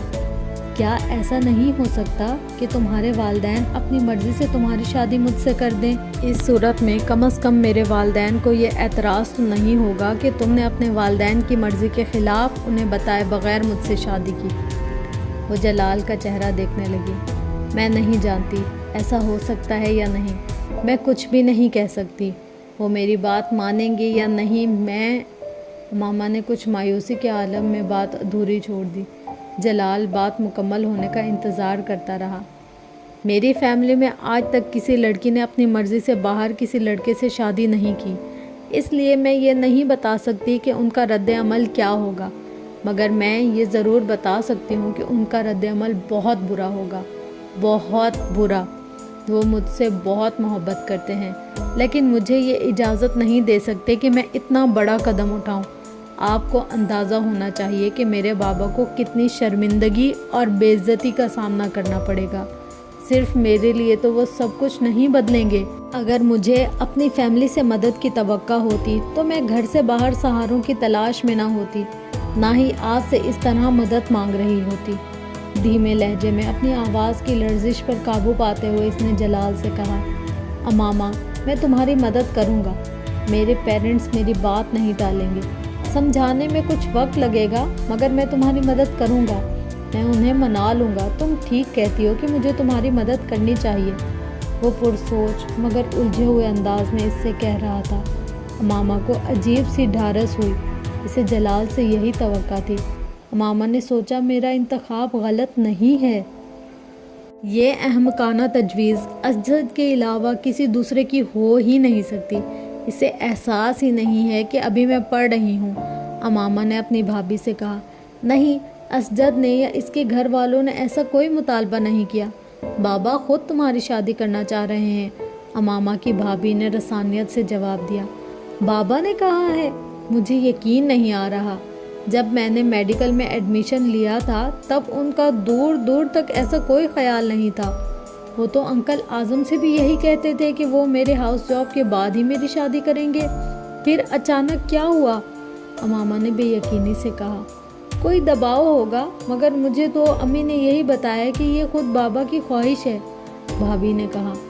آپ انہیں بتائیں کہ مجھے ہاؤس جاب سے پہلے شادی نہیں کرنی۔ ٹھیک ہے، میں بات ان تک پہنچا دوں گی، مگر بہتر ہے تم اس سلسلے میں خود بابا سے بات کرو، بھابھی نے اسے مشورہ دیا۔ بھابھی کے کمرے میں سے جانے کے بعد وہ کچھ پریشانی سے وہیں بیٹھی رہی۔ یہ اطلاع اتنی اچانک اور غیر متوقع تھی کہ اس کے پیروں کے نیچے سے محاورتاً نہیں حقیقتاً زمین نکل گئی تھی۔ وہ مطمئن تھی کہ اس کی ہاؤس جاب تک اس کی شادی کا مسئلہ زیر بحث نہیں آئے گا، اور ہاؤس جاب کرنے کے بعد وہ اس قابل ہو جائے گی کہ خود کو سپورٹ کر سکے یا اپنی جلال سے شادی کے بارے میں فیصلہ کر سکے۔ تب تک جلال بھی اپنی ہاؤس جاب مکمل کر کے سیٹ ہو جاتا اور ان دونوں کے لیے کسی قسم کا کوئی مسئلہ کھڑا نہیں ہوتا، مگر اب اچانک اس کے گھر والے اس کی شادی کی بات کر رہے تھے۔ آخر کیوں؟ نہیں، اسجد اور اس کے گھر والوں نے مجھ سے اس طرح کا کوئی مطالبہ نہیں کیا، میں نے خود ان سے بات کی ہے۔ اس رات وہ ہاشم مبین کے کمرے میں موجود تھی۔ اس کے استفسار پر ہاشم مبین نے بڑے اطمینان کے ساتھ کہا، بات بھی کر لی ہے؟ آپ مجھ سے پوچھے بغیر کس طرح میری شادی ارینج کر سکتے ہیں؟ امامہ نے بے یقینی سے کہا۔ ہاشم مبین نے کچھ سنجیدگی سے اسے دیکھا۔ یہ نسبت تمہاری مرضی سے ہی طے ہوئی تھی، تم سے پوچھا گیا تھا۔ انہوں نے جیسے اسے یاد دہانی کرائی۔ منگنی کی بات اور تھی، شادی کی بات اور ہے۔ آپ نے مجھ سے کہا تھا کہ ہاؤس جاب سے پہلے آپ میری شادی نہیں کریں گے۔ امامہ نے انہیں ان کا وعدہ یاد دلایا۔ تمہیں اس شادی پر اعتراض کیوں ہے؟ کیا تم اسجد کو پسند نہیں کرتی؟ بات پسند یا ناپسند کی نہیں ہے، اپنی تعلیم کے دوران میں شادی نہیں کرنا چاہتی۔ آپ اچھی طرح جانتے ہیں کہ میں آئی اسپیشلسٹ بننا چاہتی ہوں۔ اس طرح آپ میری شادی کر دیں گے تو میرے سارے خواب ادھورے رہ جائیں گے۔ بہت سی لڑکیاں شادی کے بعد تعلیم مکمل کرتی ہیں، تم اپنی فیملی میں دیکھو کتنی۔ ہاشم مبین نے اسے سمجھانے کی کوشش کی۔ امامہ نے ان کی بات کاٹ لی۔ وہ لڑکیاں بہت ذہین اور قابل ہوتی ہوں گی، میں نہیں ہوں۔ میں ایک وقت میں ایک ہی کام کر سکتی ہوں۔ میں اعظم بھائی سے بات کر چکا ہوں، وہ تو تاریخ طے کرنے کے لیے آنے والے ہیں۔ ہاشم مبین نے کہا، آپ میری ساری محنت کو ضائع کر رہے ہیں۔ اگر آپ کو میرے ساتھ یہی کرنا تھا تو آپ کو چاہیے تھا کہ آپ اس طرح کا کوئی وعدہ ہی نہ کرتے۔ امامہ نے ان کی بات پر ناراضگی سے کہا، جب میں نے تم سے وعدہ کیا تھا تب کی بات اور تھی، تب حالات اور تھے۔ اب امامہ نے ان کی بات کاٹی، اب کیا بدل گیا ہے؟ حالات میں کون سی تبدیلی آئی ہے جو آپ میرے ساتھ یہ سلوک کر رہے ہیں؟ میں تمہیں یقین دلاتا ہوں کہ اسجد تمہاری تعلیم میں تمہارے ساتھ پورا تعاون کرے گا، وہ تمہیں کسی چیز سے منع نہیں کرے گا۔ ہاشم مبین نے اس کی بات کا جواب دیتے ہوئے کہا، بابا، مجھے اسجد کے ساتھ تعاون کی ضرورت نہیں ہے، مجھے آپ کے تعاون کی ضرورت ہے۔ آپ مجھے میری تعلیم مکمل کرنے دیں۔ امامہ نے اس بار قدرے ملتجانہ انداز میں کہا۔ امامہ، تم فضول ضد مت کرو، میں وہی کروں گا جو طے ہو چکا ہو۔ ہاشم مبین نے دو ٹوک انداز میں کہا، میں ضد نہیں کر رہی ہوں، درخواست کر رہی ہوں۔ بابا پلیز، ابھی اسجد سے شادی کرنا نہیں چاہتی۔ اس نے ایک بار پھر اسی انداز میں کہا۔ تمہاری نسبت کو 4 سال ہونے والے ہیں اور یہ ایک بہت لمبا عرصہ ہوتا ہے۔ اگر انہوں نے خود کچھ عرصے کے بعد کسی نہ کسی وجہ سے منگنی توڑ دی تو کوئی بات نہیں، کوئی قیامت نہیں آئے گی۔ وہ منگنی توڑنا چاہتے ہیں تو توڑ دیں، بلکہ ابھی توڑ دیں۔ تمہیں اس شرمندگی اور بے عزتی کا احساس نہیں ہے جس کا سامنا ہمیں کرنا پڑے گا۔ کیسی شرمندگی بابا؟ یہ ان لوگوں کا اپنا فیصلہ ہوگا، اس میں ہماری تو کوئی غلطی نہیں ہوگی۔ اس نے انہیں قائل کرنے کی کوشش کی تھی۔ تمہارا دماغ خراب ہو گیا یا پھر تم عقل سے پیدل ہو؟ ہاشم مبین نے اسے جھڑکتے ہوئے کہا۔ بابا، کچھ نہیں ہوگا، لوگ 2-4 دن باتیں کریں گے پھر سب کچھ بھول جائیں گے۔ آپ اس بارے میں خام خواہ پریشان ہو رہے ہیں۔ امامہ نے قدرے بے فکری اور لاپرواہی سے کہا، تم اس وقت بہت فضول باتیں کر رہی ہو، فی الحال تم یہاں سے جاؤ۔ ہاشم مبین نے ناگواری سے اسے دیکھتے ہوئے کہا۔ امامہ بادل نخواستہ وہاں سے چلی آئی، مگر اس رات وہ خاصی پریشان رہی۔ اگلے دن وہ واپس لاہور چلی آئی۔ ہاشم مبین نے اسے اس سلسلے میں دوبارہ بات نہیں کی۔ لاہور آ کر وہ قدرے مطمئن ہو گئی اور ہر خیال کو ذہن سے جھٹکتے ہوئے اپنے امتحان کی تیاری میں مصروف ہو گئی۔ ہاشم مبین نے اس واقعے کو ذہن سے نہیں نکالا تھا۔ وہ ایک محتاط طبیعت کے انسان تھے۔ وہ امامہ کے بارے میں پہلی بار اس وقت تشویش میں مبتلا ہوئے تھے جب اسکول میں تحریم کے ساتھ جھگڑے والا واقعہ پیش آیا تھا۔ اگرچہ وہ کوئی ایسا غیر معمولی واقعہ نہیں تھا، مگر اس واقعے کے بعد انہوں نے احتیاطی تدابیر کے طور پر امامہ کی نسبت اسجد کے ساتھ طے کر دی تھی۔ ان کا خیال تھا کہ اس طرح اس کا ذہن ایک نئے رشتے کی جانب مبذول ہو جائے گا، اور اگر اس کے ذہن میں کوئی شبہ یا سوال پیدا ہوا بھی تو اس نئے تعلق کے بعد وہ اس کے بارے میں زیادہ تردد نہیں کرے گی۔ ان کا یہ خیال اور اندازہ صحیح ثابت ہوا تھا۔ امامہ کا ذہن باقی تحریم کی طرف سے ہٹ گیا تھا۔ اسجد میں وہ پہلے بھی کچھ دلچسپی لیتی تھی، مگر اس تعلق کے قائم ہونے کے بعد اس دلچسپی میں اضافہ ہو گیا تھا۔ ہاشم نے اسے بہت مطمئن اور مگن دیکھا تھا۔ وہ پہلے ہی کی طرح تمام مذہبی سرگرمیوں میں دلچسپی لیتی تھی، مگر اس بار جو کچھ وسیم نے انہیں بتایا تھا اس نے ان کے پیروں کے نیچے سے زمین نکال دی تھی۔ وہ فوری طور پر یہ نہیں جان سکے، مگر انہیں یہ ضرور علم ہو گیا تھا کہ امامہ کے عقائد اور نظریات میں خاصی تبدیلی آ چکی تھی، اور یہ نہ صرف ان کے لیے بلکہ ان کے پورے خاندان کے لیے تشویش کا باعث تھا۔ وہ اپنی بڑی بیٹیوں کی طرح اسے بھی اعلیٰ تعلیم دلوانا چاہتے تھے، اور اس لیے بھی اہم تھا کہ اسے شادی کے بعد خاندان میں ہی جانا تھا۔ وہ خاندان بہت تعلیمی یافتہ تھا۔ خود ان کا ہونے والا داماد اسجد بھی امامہ کو اعلیٰ تعلیم یافتہ دیکھنا چاہتا تھا۔ ہاشم مبین کے لیے اس کی تعلیم کا سلسلہ منقطع کر کے اسے گھر بٹھا لینا آسان نہیں تھا، کیونکہ اس صورت میں اسے اعظم مبین کو اس کی وجہ بتانی پڑتی، اور امامہ سے سخت ناراض ہونے کے باوجود وہ نہیں چاہتے تھے کہ اعظم مبین اور ان کا خاندان امامہ کے ان بدلے ہوئے عقائد کے بارے میں جان کر بدظن ہو، اور پھر شادی کے بعد وہ اسجد کے ساتھ بری زندگی گزارے۔ انہوں نے ایک طرف اپنے گھر والوں کو اس بات کو راز رکھنے کی تاکید کی، اور دوسری طرف امامہ کی منت سماجت پر اسے اپنی تعلیم جاری رکھنے کی اجازت دے دی۔ امامہ صبیحہ کے لیکچرز اٹینڈ کرنے اور اس کے حال جانے یا جلال نصر سے ملنے کے معاملات میں اس قدر محتاط تھی کہ اس کا یہ میل جول ان لوگوں کی نظر میں نہیں آ سکا۔ شاید اس کی ایک وجہ یہ بھی تھی کہ وہ جویریہ اور رابعہ کو بھی اس ہر چیز کے بارے میں اندھیرے میں رکھے ہوئے تھی، ورنہ اس کے بارے میں ضرور کوئی نہ کوئی خبر ادھر ادھر گردش کرتی اور ہاشم مبین تک پہنچ جاتی، مگر ایسا نہیں ہوا۔ ہاشم مبین اس کی طرف سے مطمئن ہو گئے تھے، مگر امامہ کے اندر آنے والی تبدیلیوں نے انہیں تشویش میں مبتلا کر دیا تھا۔ ان کے دماغ میں جو واحد حل آیا تھا وہ اس کی شادی تھی۔ ان کا خیال تھا کہ اس کی شادی کر دینے سے وہ خود امامہ کی ذمہ داری سے مکمل طور پر آزاد ہو جائیں گے۔ یہی وجہ تھی کہ انہوں نے اس طرح اچانک شادی کا فیصلہ کر لیا تھا۔ جلال، میرے پیرنٹس اسجد سے میری شادی کرنا چاہتے ہیں۔ لاہور آنے کے بعد امامہ نے سب سے پہلے جلال سے ملاقات کی تھی۔ مگر تم تو کہہ رہی تھی کہ وہ تمہاری ہاؤس جاب کے بعد تک شادی نہیں کریں گے، جلال نے کہا۔ وہ ایسا ہی کہتے تھے، مگر اب وہ کہتے ہیں کہ میں اپنی تعلیم شادی کے بعد بھی جاری رکھ سکتی ہوں۔ اسجد لاہور میں گھر لے لے گا تو میں زیادہ آسانی سے اپنی تعلیم مکمل کر سکوں گی۔ جلال اس کے چہرے سے اس کی پریشانی کا اندازہ کر سکتا تھا۔ جلال بھی ایک دم فکر مند ہو گیا۔ جلال، میں اسجد سے شادی نہیں کر سکتی، میں کسی صورت اسجد سے شادی نہیں کر سکتی، وہ بڑبڑائی۔ پھر تم اپنے پیرنٹس کو صاف صاف بتا دو، جلال نے ایک دم کسی فیصلے پر پہنچتے ہوئے کہا۔ کیا بتاؤں؟ یہی کہ تم مجھ سے شادی کرنا چاہتی ہو۔ آپ کو اندازہ نہیں ہے کہ وہ کس طرح ری ایکٹ کریں گے، مجھے انہیں پھر سب کچھ بتانا پڑے گا۔ وہ بات کرتے کرتے کچھ سوچنے لگی۔ جلال، آپ اپنے پیرنٹس سے میرے سلسلے میں بات کریں، آپ انہیں میرے بارے میں بتائیں۔ اگر میرے پیرنٹس نے مجھ پر اور دباؤ ڈالا تو پھر مجھے اپنا گھر چھوڑنا پڑے گا، پھر مجھے آپ کی مدد کی ضرورت ہوگی۔ امامہ، میں اپنے پیرنٹس سے بات کروں گا، وہ رضامند ہو جائیں گے، میں جانتا ہوں کہ میں انہیں منا سکتا ہوں، جلال نے اسے یقین دلایا۔ پوری گفتگو کے دوران پہلی بار امامہ کے چہرے پر مسکراہٹ ابھری۔ اگلے چند ہفتے وہ اپنے پیپرز کے سلسلے میں مصروف رہی، جلال سے بات نہ ہو سکی۔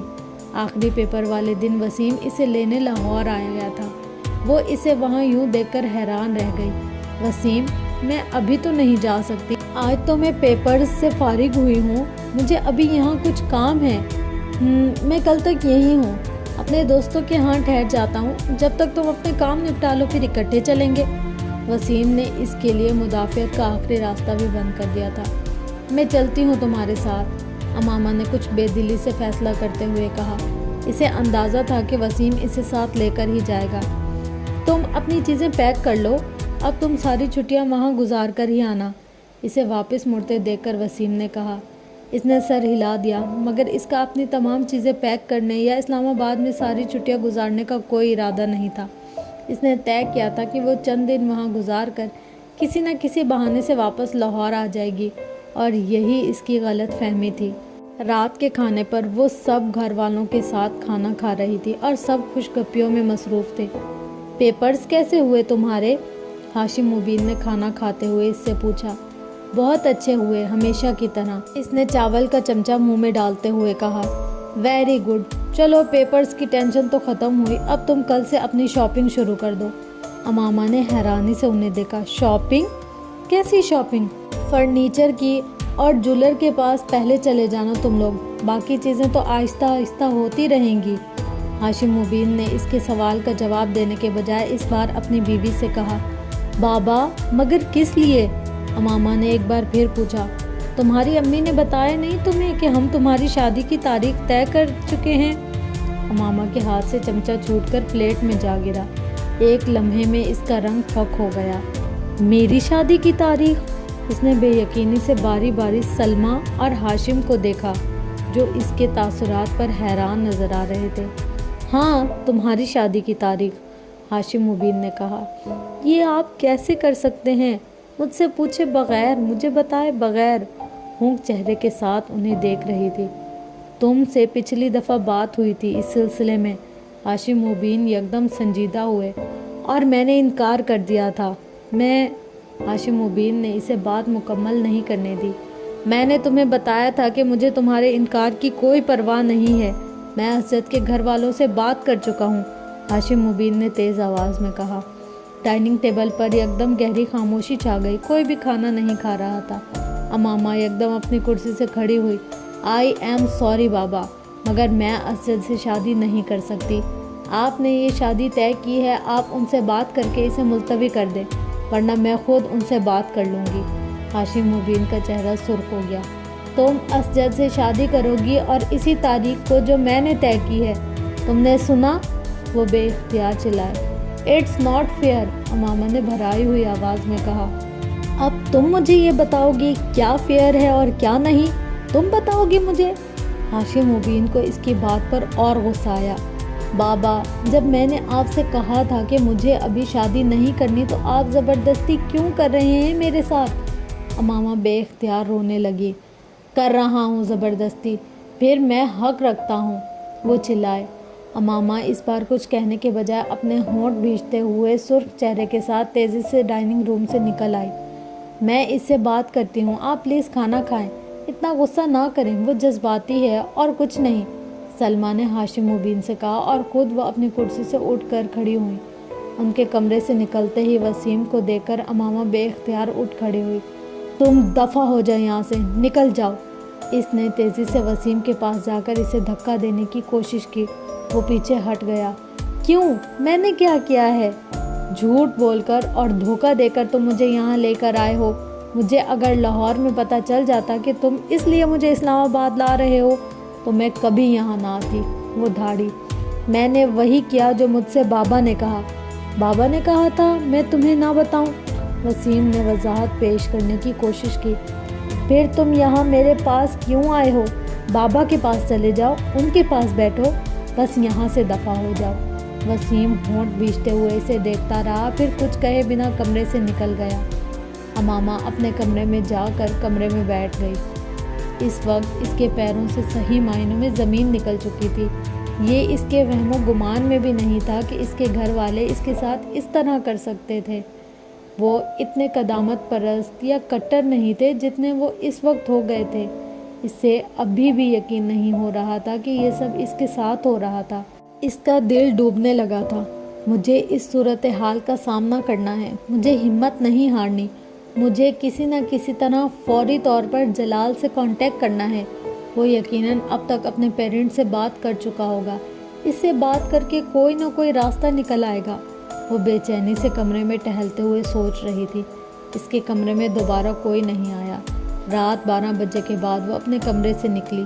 وہ جانتی تھی اس وقت تک سب سونے کے لیے جا چکے ہوں گے۔ اس نے جلال کے گھر کا نمبر ڈائل کرنا شروع کر دیا۔ فون کسی نے نہیں اٹھایا۔ اس نے ایک کے بعد دیگر کئی بار نمبر ملایا۔ آدھے گھنٹے تک اسی طرح کالز کرتے رہنے کے بعد اس نے مایوسی کے ساتھ فون رکھ دیا۔ وہ جویریہ یا رابعہ کو فون نہیں کر سکتی تھی، وہ دونوں اس وقت ہاسٹل میں تھی۔ کچھ دیر سوچنے کے بعد اس نے صبیحہ کا نمبر ڈائل کرنا شروع کر دیا۔ اس کے والد نے فون اٹھایا۔ بیٹا، صبیحہ تو پشاور گئی ہے اپنی امی کے ساتھ، صبیحہ کے والد نے امامہ کو بتایا۔ پشاور؟ امامہ کے دل کی دھڑکن رک گئی۔ اس کے کزن کی شادی ہے، وہ لوگ ذرا پہلے چلے گئے ہیں، میں بھی کل چلا جاؤں گا، اس کے والد نے بتایا۔ کوئی پیغام ہو تو مجھے دے دے، میں صبیحہ کو پہنچا دوں گا۔ نہیں شکریہ انکل، وہ ان کے ساتھ اس سارے معاملے میں کیا بات کر سکتی تھی۔ اس نے فون رکھ دیا۔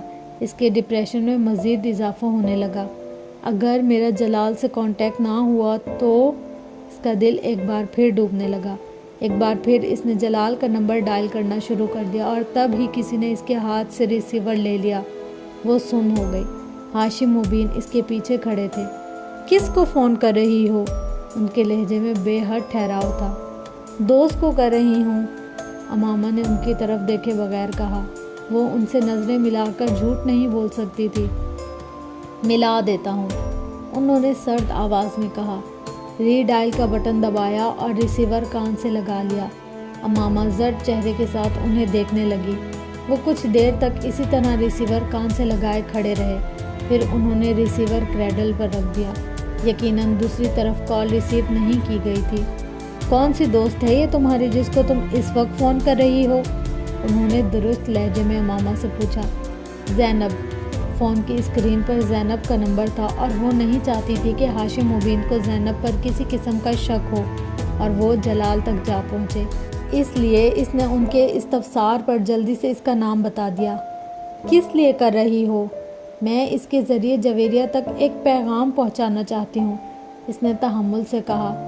تم مجھے وہ پیغام دے دو، میں جویریہ تک پہنچا دوں گا، بلکہ ذاتی طور پر خود لاہور دے کر آؤں گا۔ امامہ، مجھے صاف صاف بتاؤ، کسی اور لڑکے میں انٹرسٹڈ ہو تم؟ انہوں نے کسی تمہید کے بغیر اچانک اس سے پوچھا۔ وہ انہیں کچھ دیر دیکھتی رہی، پھر اس نے کہا، ہاں۔ ہاشم مبین دم بخود رہ گئے۔ کسی اور لڑکے میں انٹرسٹڈ ہو؟ انہوں نے بے یقینی سے اپنا جملہ دہرایا۔ امامہ نے پھر اس بات میں سر ہلا دیا۔ ہاشم مبین نے بے اختیار اس کے چہرے پر تھپڑ کھینچ کر مارا۔ مجھے اسی بات کا اندیشہ تھا تم سے، مجھے اسی بات کا اندیشہ تھا۔ وہ غصے میں تنتنا گئے تھے۔ امامہ گمسم اپنے گال پر ہاتھ رکھے انہیں دیکھ رہی تھی۔ یہ پہلا تھپڑ تھا جو ہاشم مبین نے اس کی زندگی میں اسے مارا تھا، اور امامہ کو یقین نہیں آ رہا تھا کہ یہ تھپڑ اسے مارا گیا تھا۔ وہ ہاشم مبین کی سب سے لاڈلی بیٹی تھی۔